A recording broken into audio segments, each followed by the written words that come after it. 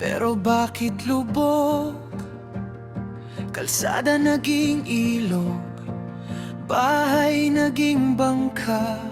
Sabi nila calamity, pero alam nating lahat hindi ulan ang may sala, corruption ng dahilan. Bilyong-bilyong pondo, saan napunta? Trainags barado, proyekto puro papel na. Yung dapat nagpoprotekta, yun pa yung nangurakot. At yung nag-iimbestiga, siya pa yung kinukulong. Ito ang baha ng dugo, hindi lang tubig ulan. Lumalalim bawat taon dahil sa kamay ng ilan.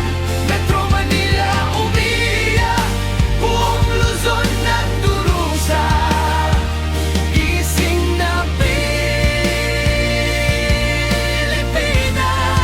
gising na. Tama na ang bulok na sistema. Tama na.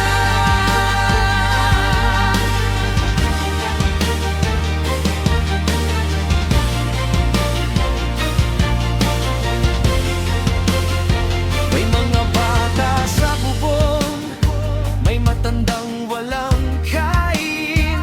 Rescue volunteers ang tunay na bayani.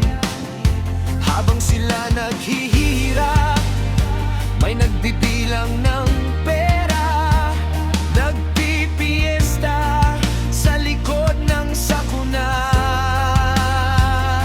Hindi tayo tanga, nakikita natin. Hindi aksi